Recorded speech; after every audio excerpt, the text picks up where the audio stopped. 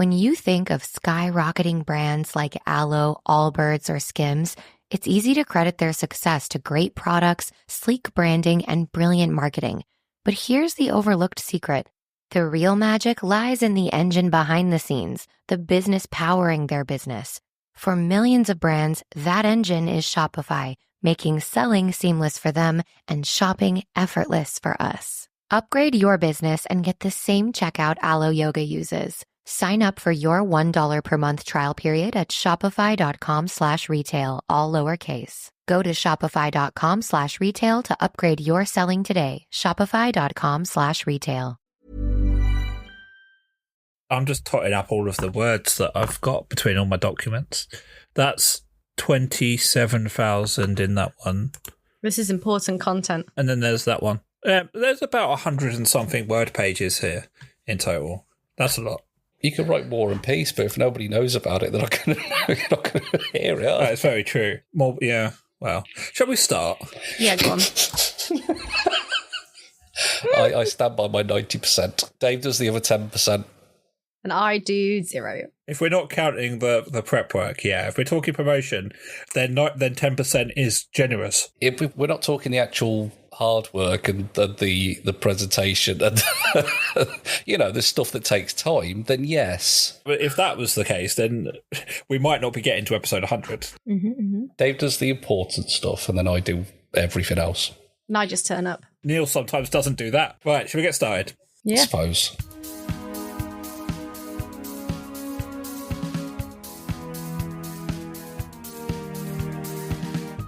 After uncovering the truth behind the Hydra mural, King Oceansong's secret and Lord Effingham, you have managed to have a fairly relaxed few days. Ronson has been busy telling other people how to arrange the logistics between the land and the sea, whilst Porkeye has been making sure the workers have enough breaks. Zephyr and Tok have spent some time with Ursula Oceansong, helping her talk through the recent revelations before she went back to the Hydra Temple to spend some time with her father. So that does, of course, mean everybody needs to have a long rest if you have not already. I've just noticed I've got heroic inspiration, but I don't remember why. There's a couple of ones back now. I think you did something good. I've got inspiration, which I've never used, and that's been there for about a year, hasn't it? Just saving it up. Yeah. Saving it up for a rainy day. Saving it for a rainy day. So we're going to pick up mid-afternoon. You're in your house in Flamekeep. So it's been relatively quiet. I mean, the giant skull's still there and everything, but you haven't been out adventuring for a couple of days. It's about 4 days after you return the mural. And you've got your medals from the king and all of that. And Tok, you're sat at the table in your little kitchen in the bit of the house that you and Zephyr have been sharing. And Zephyr enters and she just looks uncharacteristically nervous. Oh. My dear, what seems to be the problem? You're all out of whack. So I've got something to ask you. You just can't judge me, right? Never. I can't make any promises. We don't judge people for their choices. It's a bit of a secret, but I think we will judge you a little bit. I think I can trust you, and hopefully these two, they're not too bad after all. They have their moments. And you notice she's had her hand behind her back, and she reveals a flyer, a hand-drawn flyer. She says, so it might not be your thing. We don't have to, but it's all Hallows Eve tonight, and I was wondering if we could go to this. And she shows you this flyer, and it's advertising an All Hallows lock-in at the Lock and Stock Tavern, which is described as a night of scares, ghostly goings-on, and communication with the dead, from 11 p.m. with 200 gold per person. I snatched that flyer straight out of her hands. I was like, "Oh, I love scary things. Let me see." Like, I know there's been a bit of the dead coming alive already lately, but maybe this will be a bit of fun after all of that. No, kind of been there, done that, really, when it comes to bringing back the dead. Yes, well, we don't need to know about your things. This is a bit of fun. We need a bit of lightheartedness. I think this will be brilliant. Is Porkeye in the room? Hello. Yes. There's Porky. Hello. Porky. We could do costumes. What do you think? That's Can we do fine. costumes, Zephyr? Yeah, why not? What are you going to be? Ooh, I don't know. Ooh, I hadn't thought about it. I'm gonna have to prepare. Maybe we could.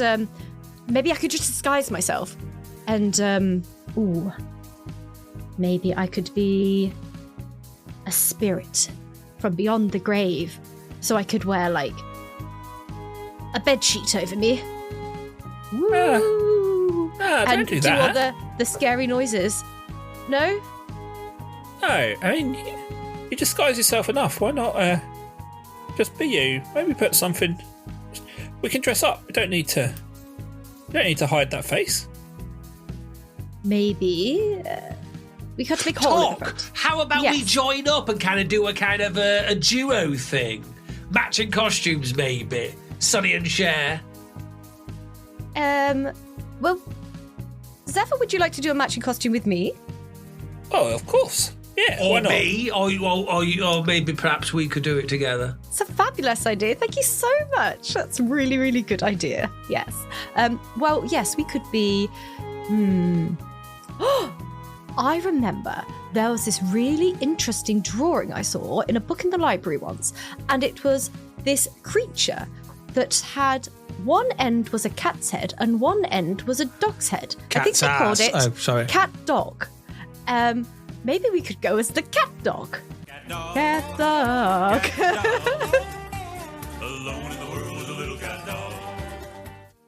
Yeah. I mean, I don't know. Yeah, which one? Which one are we? Which one am I?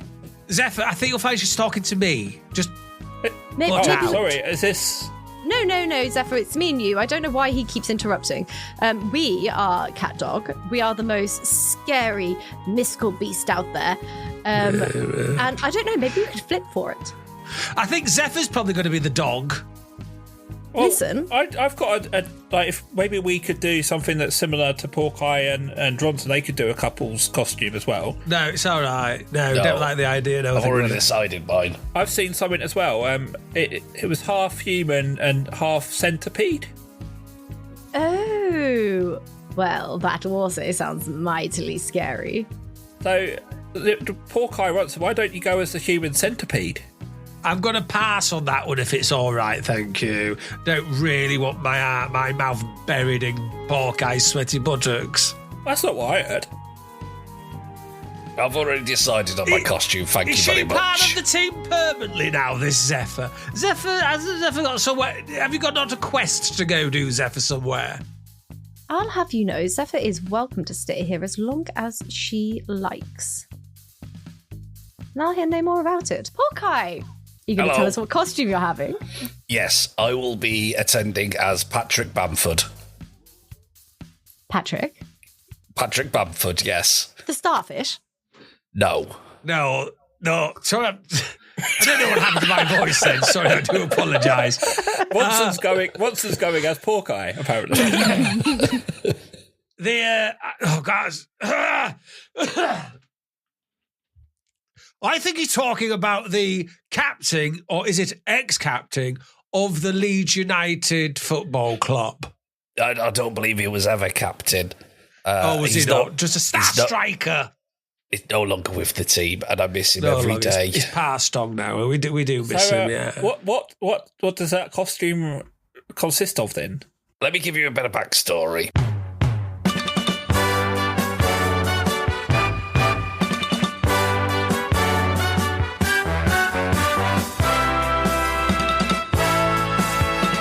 Back in the day when I lived in the forest with all the other dwarves, we had a game called Headball, where we would kick a fallen enemy's head around a field.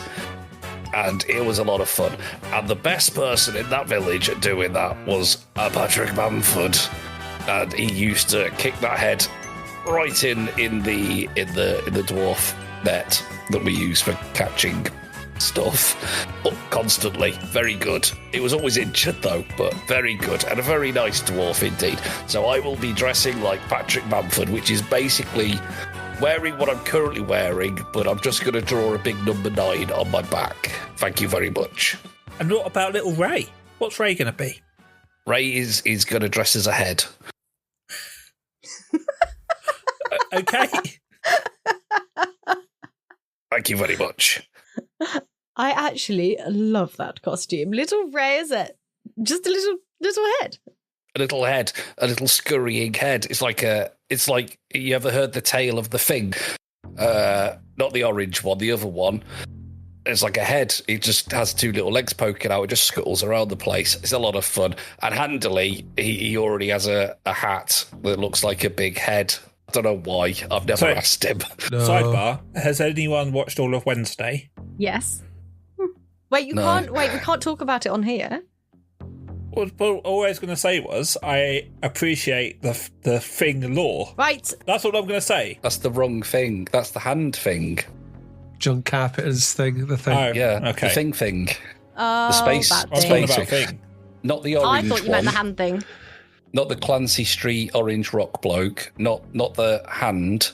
The other thing. We're using some real good description words here. What thing? That thing? No, not that thing. This thing. Oh, the other thing. This thing. Watch Scuttling Wednesday, thing. everybody. No, That is a bizarre cast, by the way. I'm not a teenage girl. I don't need to watch Wednesday. Steve Buscemi. Christina Ricci is in it. Who's playing the grandma? Vic? The grandma. English. Oh, It's Jennifer Saunders, isn't it? yeah. And is it Jennifer? Yeah. No. Yes. I believe so. We're going to Either get this is wrong. or isn't Jennifer Saunders. I'm pretty sure it is Jennifer Saunders. Please hold. Right. Please. Please hold. Yeah. Please hold.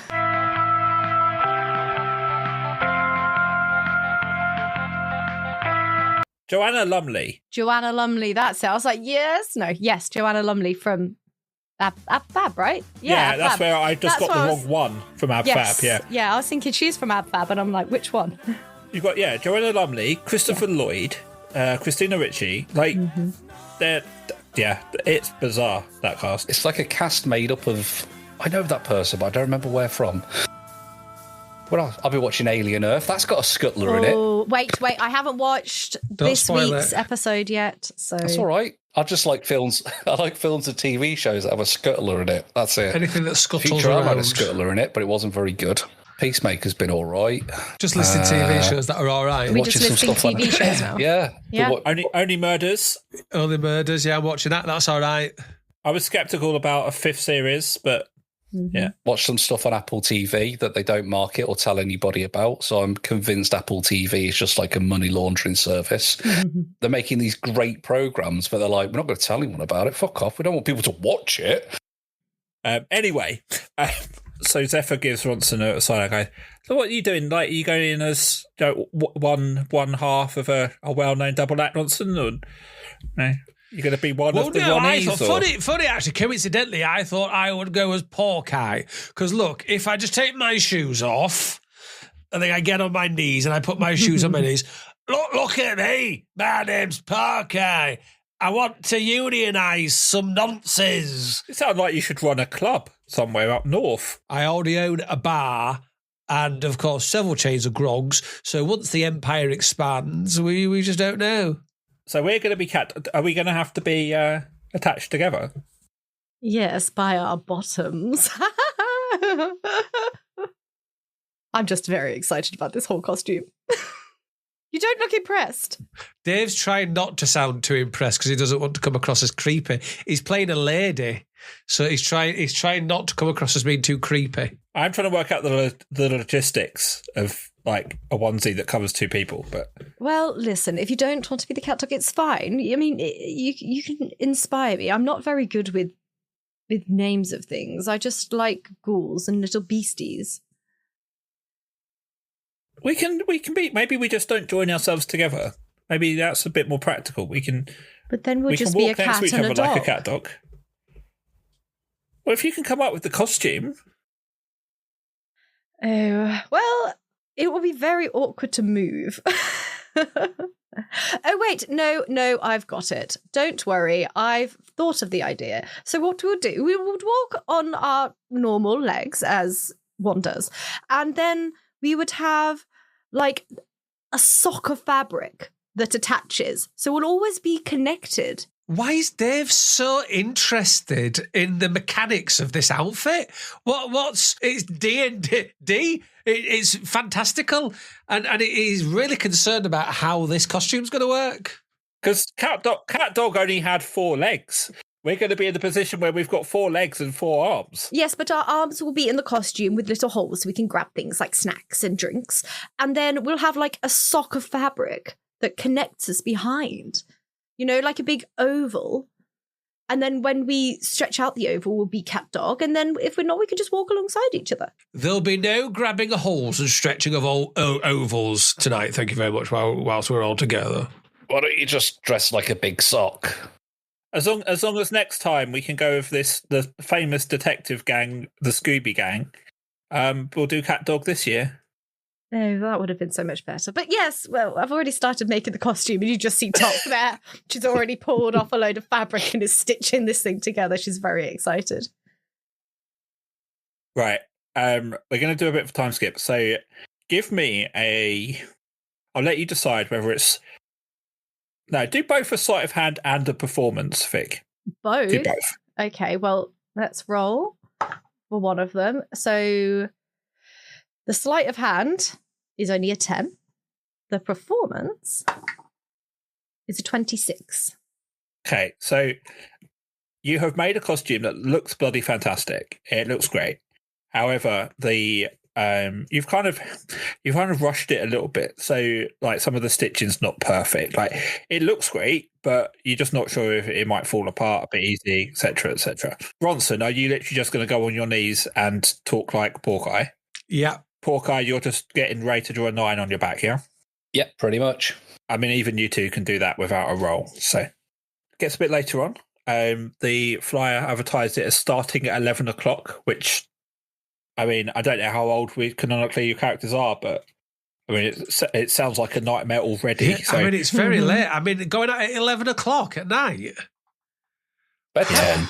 But yeah, that's Gosh. bedtime. Yeah, I mean, it's a pretty scary prospect without the ghosts. Mm-hmm. Are there going to be ghosts and ghoulies there? Yeah. I don't want to get grabbed by the ghosties. And I definitely don't want to be grabbed by the ghoulies. Ah ha ha ha, you're a funny man. Have we got a comedy drum roll? Because just don't put it in there, Stephen, as well. So yeah, don't use it here.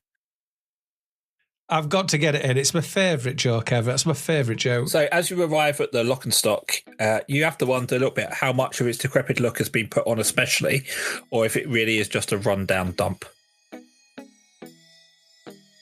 So there's some dim candlelight in the windows, and just like most taverns, just a big single door in the middle, just underneath the sign. Hey, look at me, I'm Porky. This pub's a bit like the pub from that film, isn't it? I don't know what a film is. Are there any nonces around? I was going to say it looks a bit haunting, but now you've made that comment. Bloody Right. haunting, that. I'm going inside, and I really hope they've got bobbing for apples. Can we bob for some apples? So as you push the door, it opens with a loud creak. Pause for sound effect. It's almost pitch black inside, and so there's only some dim candlelight. And you see a shape sort of forming from the shadow as a cloaked figure walks forward. Welcome, visitors. Close the door behind you. You wouldn't want to let the dead in. I just thaumaturgy the door closed. Presumably once everyone else has come in. Oh, yeah. Ow! Just leave them outside. Just this big slamming sound. I can't walk very quickly like this on my knees, please. Are you here for the lock-in? Yes, I'm very excited. There is, of course, the risk you will never get out.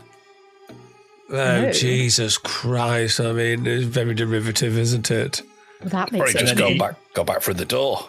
You know, his tone changed slightly. He goes, that is just for flavour, of course. You may leave at any time, particularly if, in the case of a fire, in which case the main exit is the one you just came through. You may leave at any time, as I say, unless for story purposes. For story purposes, you may never get out. And of course, there will be 200 gold pieces, please, each.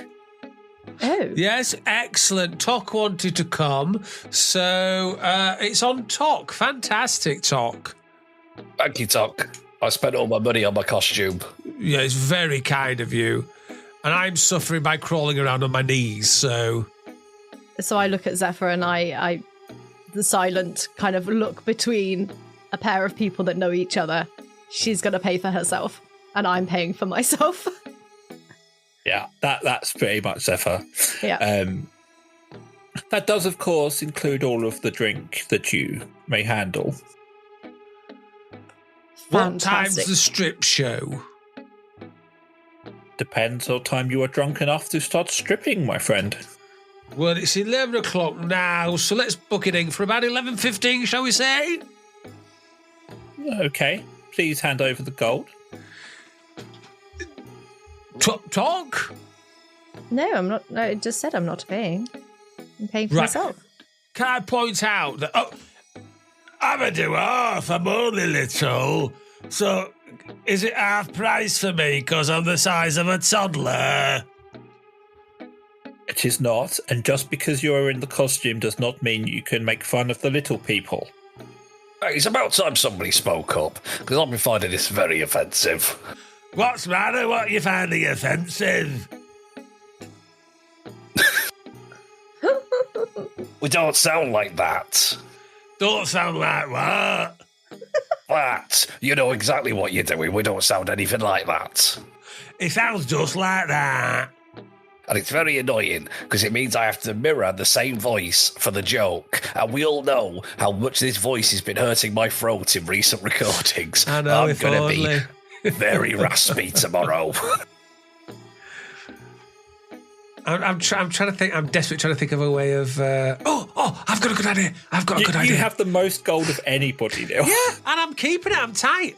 I've got a good idea. Oh, look what's that over there? I think there's a fight over in the corner. I think Bonnie Blue's been punched in the face. Very topical, down to the hour virtually. I think Bonnie Blue's been punched in the face over there at the corner of your club. Quick, look. Roll me a deception check. Deception. It's a 22. Nice. I mean, he knows there's no one else in the fucking room, but he's got to look round because you rolled a 22. So he turns around. So he does that, and then I misty step. I suppose maybe I should wait until just as he's kind of turning back, and I misty step behind him as far away as I can get behind him. And what has that achieved?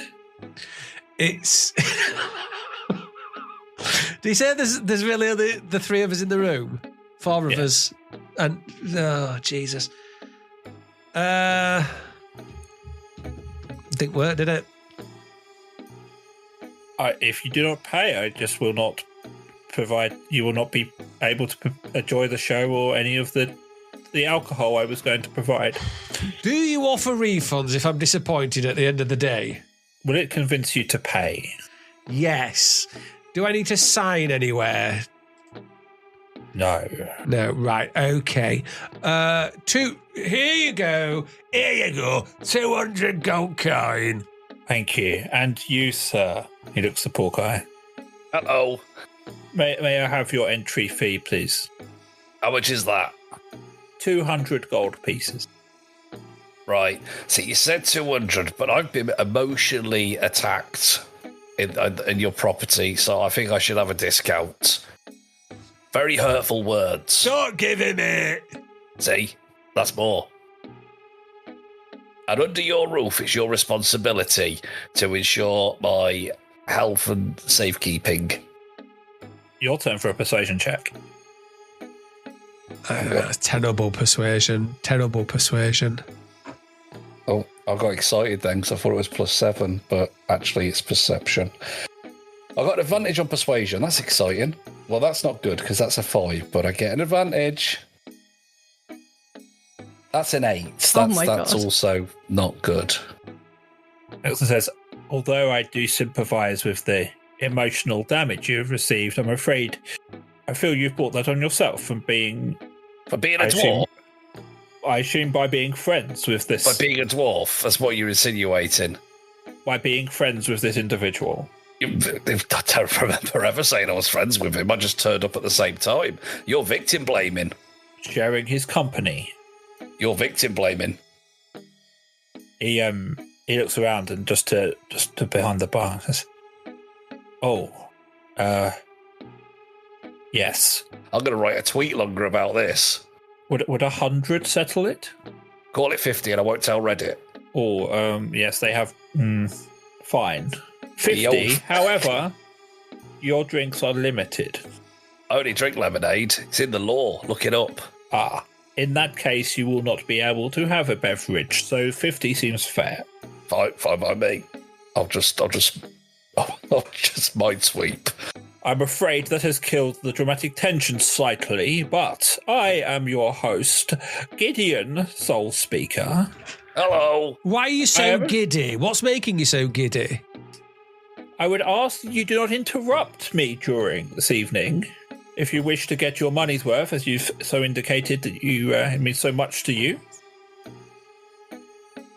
I suppose... Sorry, I won't. I am afraid. I mean, interrupt. I apologise for interrupting it. Very, very rude of me. Slap my wrist. Carry on. I know we've done this joke a few times before, but it really is a winner, isn't it? The competition is winding the DM up. Then, yeah. I am afraid you are my only guests. It's because you were in a haunted mansion, I think. It is a tavern. Please pay attention. It's a big tavern. I suppose everyone else has had enough of the living dead lately. Or they got eaten on the way. Eeyore, so many remakes. Eeyore, get the door, will you? It's a fucking donkey in here. And from behind the bar, there's like this little hunched creature sort of staggers forward. He's got a padlock in his hand, and he walks up and he puts it on the door. Can I get an insight check from the three of you, please? 9. Anna, where's a check? What? Just roll the dice. Just roll for insight. Yeah, just roll for... Right, okay, sorry. Fucking hell, we do this almost 3 years. 15. 4. I mean, Tok, you get a whiff of just something that smells a bit rotten. Porkai, you're oblivious. You're outraged by being insulted. But Ronson, you notice the smell coming from this creature and sort of a few flies buzzing around him. And you've had quite a lot of dealings with the creatures. You recognise it instantly as one of the undead. Jesus Christ, you stink. Everybody, I think this is one of the undead. I know that due to my superior knowledge. Did you two not pick up on that then? Look, it's all part of the fun of the evening. Don't spoil it. Just be in the moment. And it is All Hallows Eve, after all. The dead come out and you can have a little chat to them. We're doing a Halloween special, that's true, yes. And on time and everything. And on time. Well, yeah, so thank you for going into the spirit, miss. He technically is one of the undead, but he is very docile, I can assure you. He's only tried to bite me once. Please, why don't you take a seat whilst we fetch you some drinks? Oh, yes. I just get really excited and go sit down. Bring on the booze. You're only the three. The dwarf, the actual dwarf, not the pretend one. He hasn't paid for the drinks package. Who had that fucking donkey again? Who hadn't paid for the drinks package? Your friend here, Mr. I believe his name is Porkai. Oh, thank goodness for that. Just checking. Well, yes, I well and truly screwed you out of your money, Mr. Wizard. Well, I'm going to get the last laugh because Porkai, you can share my drink. I love how everyone else has tried to persuade them, but I think I have the best group persuasion. And I'm like, yeah, I'm paying for this. I'm just paying. Yeah. I'm paying. Yeah, Zephyr wants it. You know, Toc's going to go with it. It's something she wants. So it's time to do a little admin, but I'll keep it brief. We have a Patreon with loads of great benefits and exclusive audio and visual treats that you can join for free, or you can give us a little bit of money. Zero pressure. We're on Blue Sky, Instagram and Threads, but not on Twitter though. Fuck Twitter. We have a nice little Discord where people come and chat shit about the podcast and whatever they like. It's very moderated and very wholesome, so you won't have to deal with any pricks, and you are very welcome to join. All the links to all the things I've mentioned, a whole back catalogue and more can be found at dungeonsanddickheads.co.uk. That's dungeonsanddickheads.co.uk. It's the word and, it's all one word. You know how the internet works. Thanks to our paying Patreons, Stranded, Mo Lane, Matt Hoss, Krista, Russell, Vic, and special thanks to our top tier patron, Graham. You're all good eggs though. I will now return you to the adventure using the magic of Stephen's editing. So he walks over to the bar and then returns with a flagon each of a large frothy amber liquid. This is our house special brew. The only offering for tonight, I'm afraid, but as I say, it is limitless. No sharing, please. No, of course not. That would be very unethical. I have a request, please and thank you. He wants a very long straw. I do, yes. That you've just trampled over my joke. Congratulations. 2 weeks in a row. I think we established you didn't have the drinks package. I don't think you understand, mates. I just really like straws. I like to think they're small telescopes. Longer the better. Bring me a few and I'll put them together. We only have flagons, I'm afraid. No straws. Right. Well, how do you serve people that have got tiny mouths? We just pour the drink directly from the flagon into their mouth. Well, their mouths are tiny. That seems like a lot of waste. That sounds so fun. Can we do that now? Of course, my dear, if you so wish. I really would like to. Get the funnel. I can hear that bloody donkey again. Zephyr, would you like to give it a go too? Yeah, not the most traditional All Hallows festivity, but yeah, why not? So the little undead ghoul comes bobbling over with just a funnel, and he offers it to Toc. Yeah, she's balancing it. She's leaning back. She's ready. Okay, so Zephyr takes the flagon and just pours the whole thing straight down the funnel into Toc's mouth. And can you roll me a consistency? That's not what I mean. Constitution. That's the one. Yeah. Constitution saving throw, please. Saving throw. Oh, God. It's a 10 plus nothing. So she starts to pour, and it just... I need to be very careful about what I'm going to say. Mm-hmm. The liquid is flowing very fast, and you aren't able to contain it, so it starts just spraying out of your mouth, and Zephyr jumps back as she gets covered in this liquid. I thought you were going to be better at that. I honestly thought I was too. I'm so sorry. I just wanted this to be right for you. I know you were so excited. I just wanted to get in the mood of what they were offering. She just puts her arm around your shoulder and sort of leans in and says, "Don't worry, it's fine. Did you still I'm want to go? having fun already."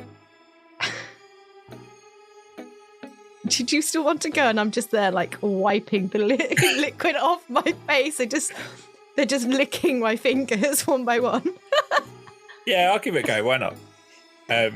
So she sits down as you're navigating your weird cat dog costume. I've got to say, out of all the references we have done on this podcast, cat dog wasn't on my bingo card. Yeah, but most of the things you guys reference are on my bingo card.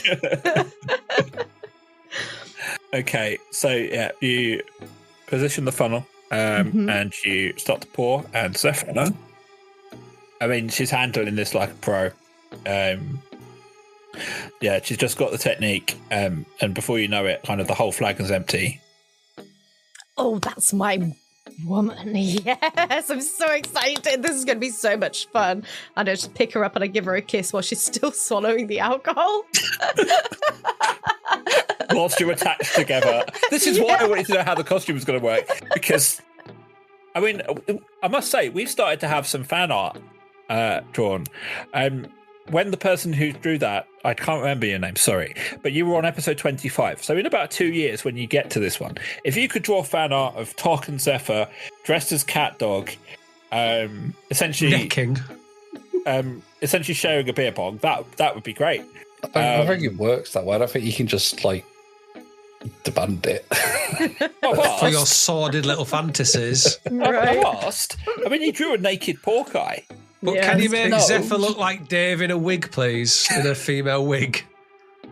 You can't just ask it. It's got to come naturally. But yeah, that was Boot from Dragon D's Dice, which is a very good podcast. It was, They yeah. were crit And it's nominated. very good art. The Tok art. Particularly, I mean, the pork eye one is great because it for me just embodies pork eye. But the Tok is also next level. It's Right, very it was good. so long Yeah. ago. My first instinct was, why are they calling me a racist? I don't get it. I was, oh yeah, it's because I was pretending to be was it Nigel Farage I was pretending to be? Yeah, I think Yeah. so. You were Now trying I to open a remember. bank account as Nigel Farage.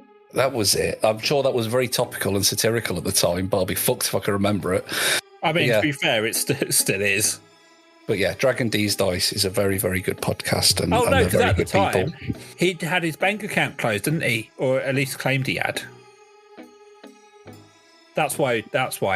When was it? When was episode 25? Listeners, see if you can beat me to it. But I've got the spreadsheet, so I've got the advantage. Episode 25. A long time ago. We recorded it on the 30th of June, 2023. Jesus, it's taken us that long to get to episode. Like that one, which is the robbing the bank one. Yeah. To me, felt like when I was writing all the stuff, that felt like endgame stuff. Like That was the I've one done quite Rebecca a lot now. Rue's character was in, right? Yeah, That was released end of January 2024. that's when we were like 7 months ahead of. Those were the recording. days. Yeah. Anyway. but at least now we can have some sort of semblance of what's the word? It's Halloween. That's what I mean. It's Halloween, and we're out on time. Mhm. I've lost where we were now. We're doing beer bongs. Mm. I was yeah, giving so- Zephyr a big kiss on the mouth Yeah. and she was still trying to swallow the alcohol. So yeah, this beer. Now you've had a bit of a chance to sample it. It's very hoppy, and a bit of a hint of beef as well. Very unique. You were tasting rather beefy, Zephyr. And she just looks at you. I think I hope that's the beer. Maybe there's snacks.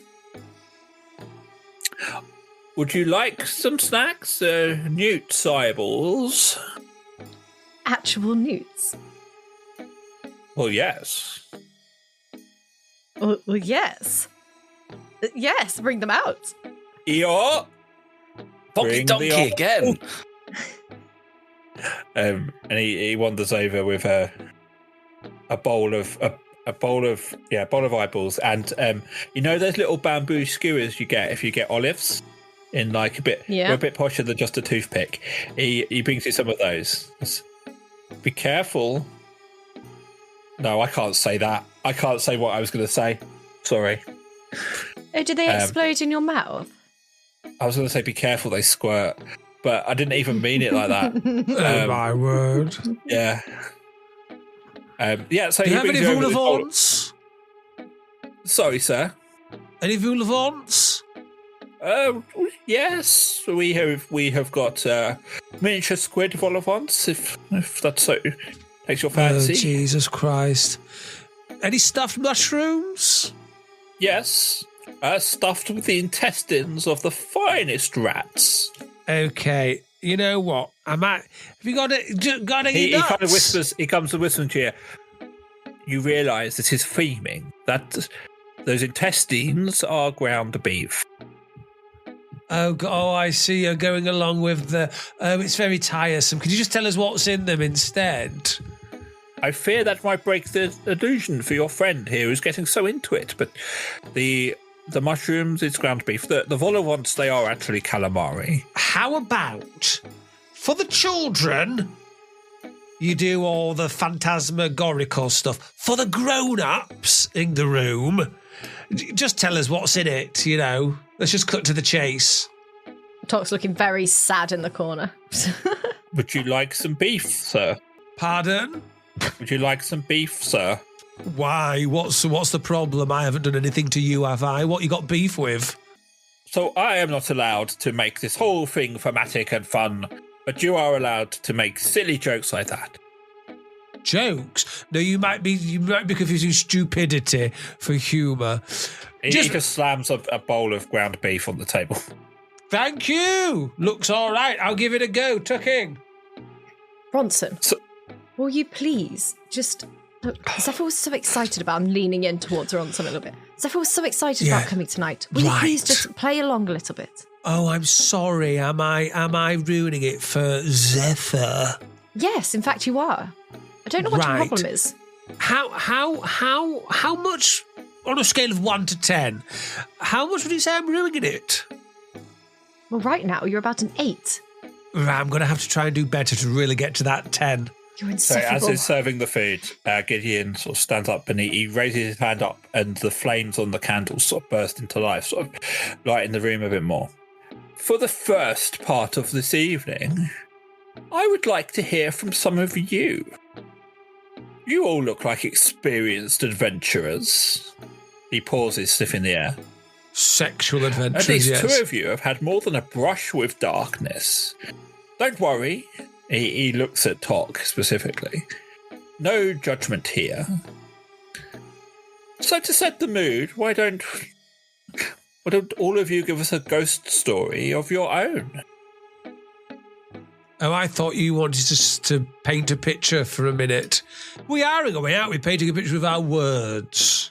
The theatre of the mind, you might say. Yes. I mean, that's only really poor people who want to do that, isn't it? Well, Tok, seeing as you wanted to come to the shitty party, why don't you start us off? I would be delighted.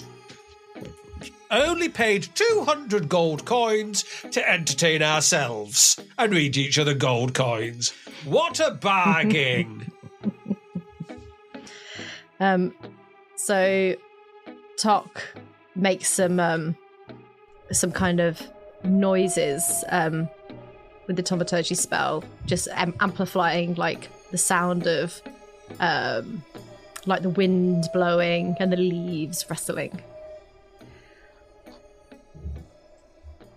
Once upon a time, there was a young woman just a normal young woman who had a child. As she was meant to be watching over this child, she got distracted and started looking out of a window, daydreaming, not thinking, not paying any mind to this child. And then, without her seeing, changelings snuck through a window and stole that child from its bed. And they replaced it with an ice sculpture of her baby. And you see Zephyr sort of, like, she's completely entranced by this and she gasps. This woman, as absent-minded as she was, didn't notice, and she went to comfort the child, holding it in her arms, cradling it, staring out of the window. And suddenly, this wetness all over her, dripping onto the floor. And she looked down, and her child was gone. In a panic, she ran out the door and tried to find her child, frenzied. She didn't know where it was. And she was running through some forests. And then she tripped, and she fell into a hole. This wasn't any hole. This hole was filled with many, many children. all babies, crying, squirming on the floor. She didn't know what to do. And then all of a sudden, she remembered. Her child loved a very certain song. So she grabbed her pan flute and she started playing. And all of the goblins and the changelings became entranced and started dancing.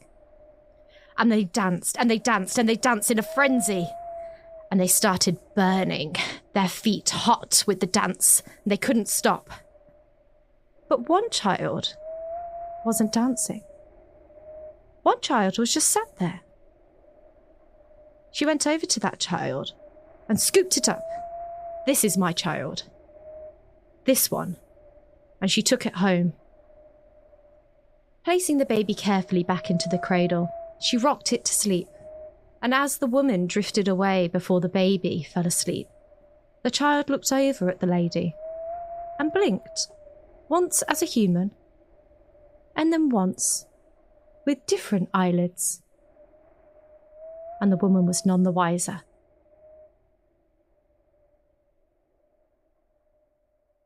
You hear the clapping from Gideon. My word, what mastery! Mastery of the spoken word. And you see, and Zephyr gives your hand a squeeze. It's brilliant. Well, that will take some doing to beat that one. And which of you gentlemen is going to oblige? Hawkeye, would you like to do the honours? Okay, brace yourself, though. I hope the story's not too long, because you are going to have to say it in that voice for quite a long time. It's as long as it has to be, which is not very long. I need a fantasy race, quick. Elves. Gelfling. Elfling, that'll do. An elf was sat, and the elf heard his son from upstairs go, Daddy, come upstairs, quick. So the elf ran upstairs, and the elf child was sat on the bed. Oh, it was shitting itself, I tell ya. And the elf child whispered, Daddy, there's something under the bed. So the elf looked under the bed, and underneath the bed was a car door with a hook in it. Yeah. And then what happened? And then it was all a dream. Or was it? What is a car? It's A future idea, something, a kind of an... Yeah, which is scary to a lot of people. Yes, a thing that kind of moves on wheels. It's either Maybe from one day it will be powered by magic, the magic of science. a very long time ago or the distant future. I'm not sure how time works, but that's an advanced idea that will scare a lot of people. So, or a parallel dimension. Yeah, think on. I won't pretend to understand it, but I will say short and sweet, much like yourself. Pardon? You heard me. Doctor, I'll have 25 gold back, please, for that. And we will see. And a big straw. So he looks to Zephyr and Ronson and says, and who of you will be going next? Zephyr, please, go ahead. I hope it's about hags. Yes, have you got any good story about hags? Because they are awful, aren't they, hags? They really are. What scum of the universe they are. Any good stories about how dangerous and awful hags are and how they really shouldn't be trusted no matter how nice they say they are? Hawkeye wasn't being mean. He just completely forgotten. The last bad guy he remembers is a hag. So it's like, yeah. Hag. I don't even joke about them. You know that. I'm all up for fun, but I don't joke about them things. Awful, awful, awful creatures. So, and you see, she's quite nervous, but if she's asking, you hear a lot of stories saying out on sea. You do become numb to it, but there's one that no sailor will forget. The one we call the Cursed Mermaid. The story goes way back when gods were putting things together, they were known for a bit of experimentation. It's how we get centaurs and that kind of thing. One of the creators, he had a bit of a thing for the sea. Just kept creating weird fish after weird fish. It just was all fish. Till one day he looked and he saw what the others were doing. You see, their creations, they all had something that his didn't. They all had legs. Some had 2, some had 4, some had 8. Some of them, hundreds. And most of them, they could visit his domain of the sea, but his creatures, they couldn't get on the land. Not without the legs. So the creator, he decided that he wouldn't be outdone. He needed to add some legs. So he played around a bit. Couldn't make it work. First, too many legs, not enough legs. But he just, in a fit of rage, decided to copy his peers. He just jammed 2 things together and hoped for the best. Only one of these creatures was ever created, because it were an abomination. The creator knew straight away, and he killed the thing. Left it on land to suffocate and rot and decay. But it didn't. It lived on. And many a sailor will tell stories of being at sea and in the middle of the night hearing something boarding their ship. They hear the wet slapping of flesh on the wooden deck getting closer and closer to their cabin. Skulking past slowly, but never allowing themselves to be seen, as even its creator couldn't love it. But a few are dared to peek out on the deck as it leaves, and all they've ever reported of seeing is the legs of a human, and on top, just the body of a fish. The cursed reverse mermaid. And she sits there kind of looking like quite pleased with herself, but a bit embarrassed as well. And she goes, was that all right? That was brilliant. Absolutely fantastic. Well done. I'm terrified of this reverse mermaid. Not something I would come up with at all when I transform. No, absolutely not. Fantastic idea. So, sir, you are next. Yes, well, I've got a wonderful story for you by the master of horror, King Stephen. Are you aware of his work? He's very, very popular. Very, very popular. Is he particularly litigious? Pardon? Is he particularly litigious? Is he likely to sue? I wouldn't have thought so. No, I can't imagine so. I think this is kind of fair game. It's a wonderful story. It's 1,665 words long. It's called Werewolf, but it's very clever, you see, because were is spelt WHERE, you see. Oh, not WARE, which is a town, not, a town in Hertfordshire, and that's a very different type of werewolf. No, very different indeed, yes. And it's kind of a story that's blood-curdling, really, because it fantasizes about the future, you see, about a possible future. It's about an ex-Marine called Jack Hammer and his battle against a werewolf. Would you like to hear it? Of course. Lovely. Well, sit yourself comfortably. We could be here for a good 20 minutes. Okay, but here we go. Hammer was well peeved. He wasn't stressed. He was too well trained for that. After a life in the Army, Navy, RAF, Top Gun. Oh, sorry, sir. Yes? I must interrupt you. What? Are you not doing this? Are you not doing this in character as your Halloween costume? No, you know what? I thought I'd give that a miss, to be fair. Oh, I thought it what a might shame. ruin. I mean, he's not very eloquent, is he? He doesn't have the well-received pronunciation. So I thought it would ruin it slightly. Creator's choice. Thank you. He was too well trained for that after a life in the Army, Navy, RAF, Top Gun, FBI, CIA, and Special Forces, but he was still pretty miffed. Very much like the gentle frustration one gets from a scratchy clothes tag rubbing against one's skin.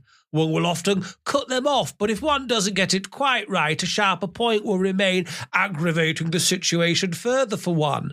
Of course, one could tear it out with one's bare fingers, but sometimes it rips the stitching out rips the stitching out, leaving a hole in the seams of one's t-shirt.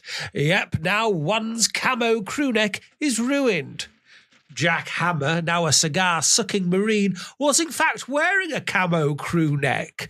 He'd removed the tag on purchase, oh so delicately, unpicking the stitching with a needle. That was Jack Hammer all over. Surgical precision. Put him in front of a copy of Hasbro's Operation, and he'll hand every other player their arse on a china plate. Even the tricky stomach piece was removed gracefully with the provided mini tweezers in record time. Why was Hammer very, very slightly riled? Because he was deep in the bushy heart of the Canadian Rockies, on the hunt for a suspected werewolf. Sorry, is it werewolf or werewolf? I can never remember. It's werewolf. Which is it? I digress.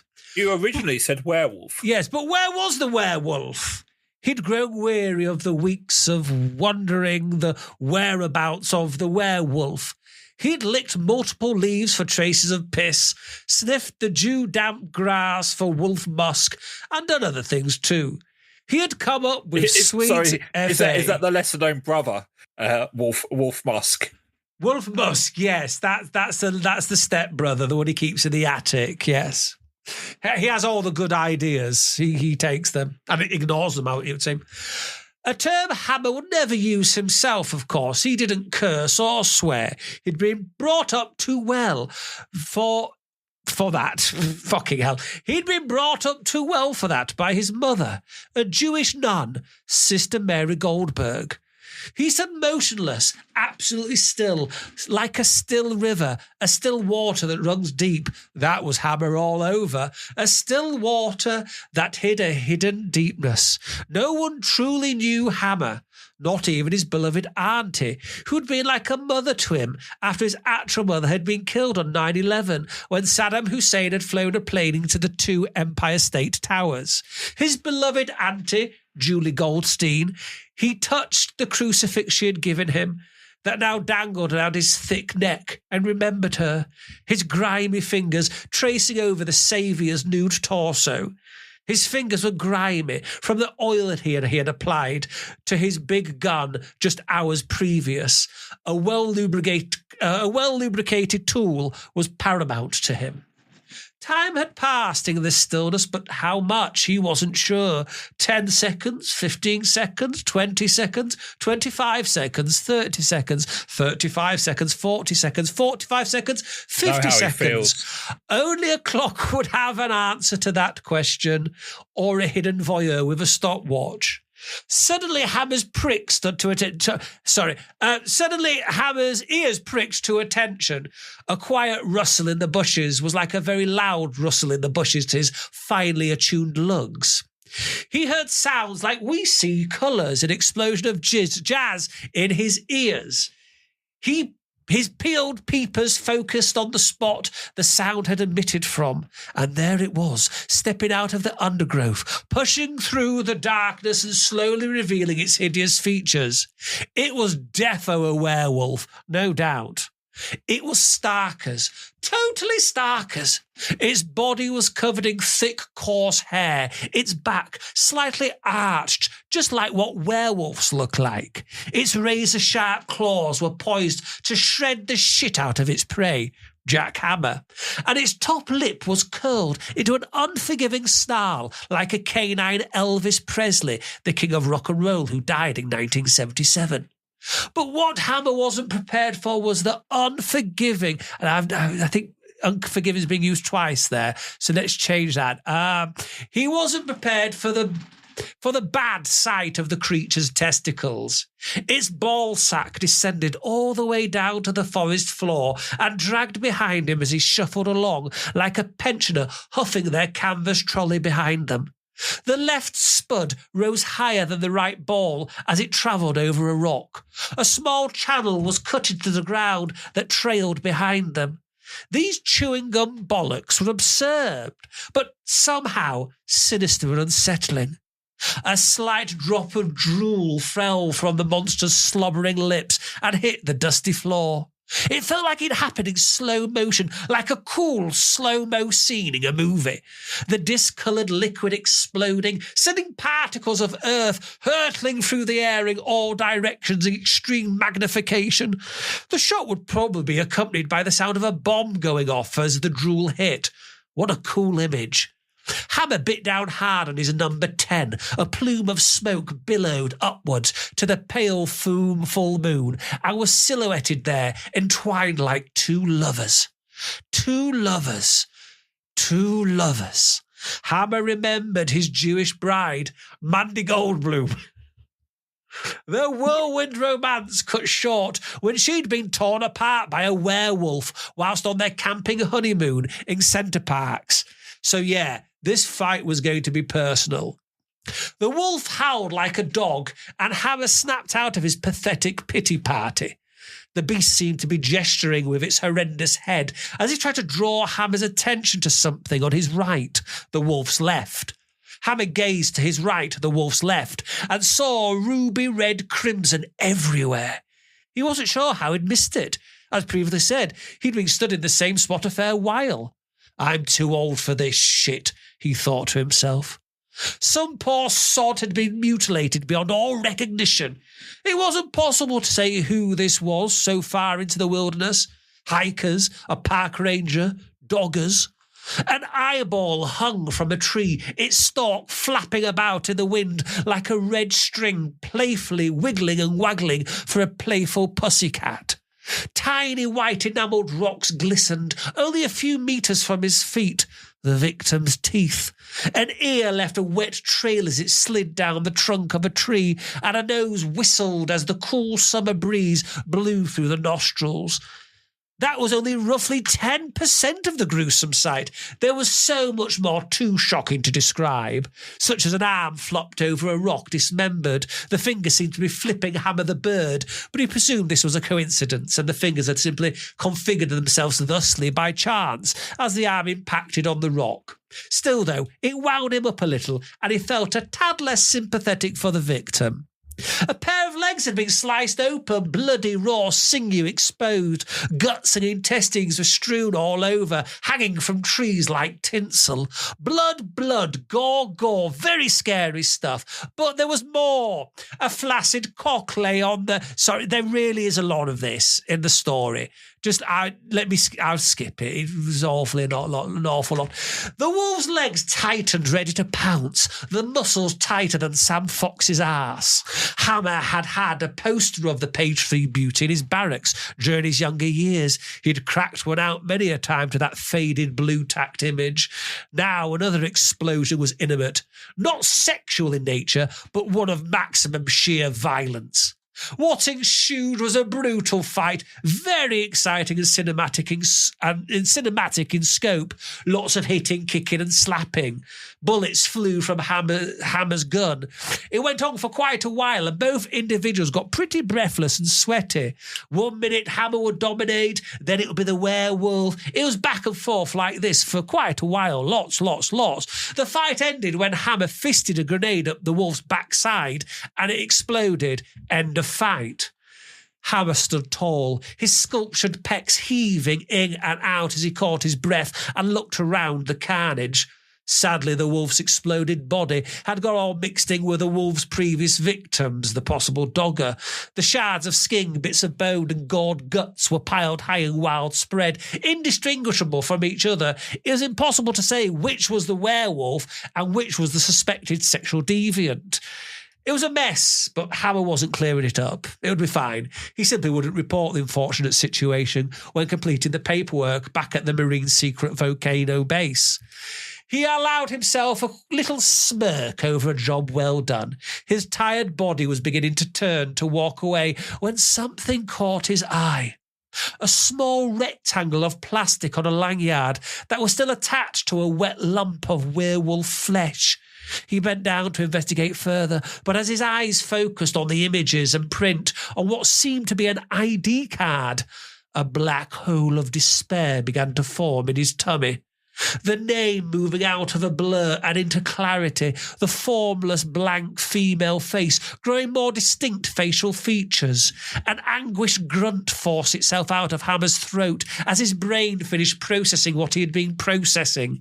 The face, the name, both he recognised, more than recognised. Two lovers. Two lovers. The cigar smoke in the moonlight. Mandy Goldbloom. That's what the card said. Mandy Goldbloom. His love. His wife. Presumably she'd been changed into a werewolf that honeymoon night in Centre Parks. Certain things didn't add up or quite make logistical sense, such as the fact he'd obviously seen the remains of a body and they'd been cremated and buried. And if it was his wife, why did the wolf have bollocks? But that wasn't important now. What was important was the fact he just killed the love of his life. What a twist! Falling to his knees, Hammer raised his head to the sky and, silhouetted by the pale moon, howled like a wolf, utterly distraught. So, reader, I ask you this. Who was the real monster? Very powerful, Bravo, I know. Bravo. Very powerful. And what a twist at the end. Really. It reminded me of the work of acclaimed playwright Garth Marenghi. I don't know. I couldn't say. It's by King Stephen. But lots of very impressive world building as well. So Yes, it's quite a few years old, that story, in all honesty, to be fair.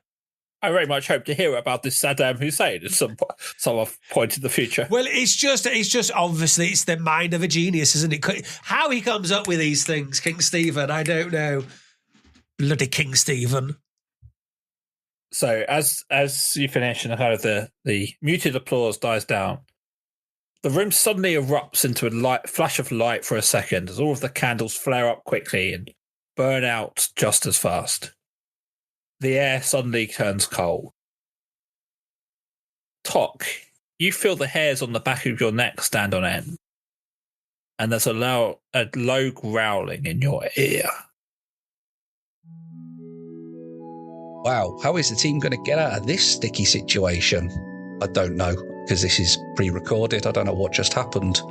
Don't forget, though, check out dungeonsanddickheads.co.uk. That contains everything you could possibly need. And thank you very much to Stephen Rankin for editing this and truly polishing the turd into what you hear now.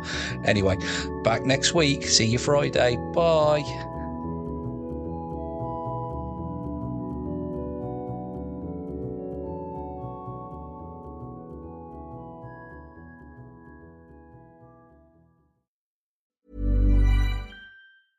When you think of skyrocketing brands like Aloe, Allbirds, or Skims, it's easy to credit their success to great products, sleek branding, and brilliant marketing.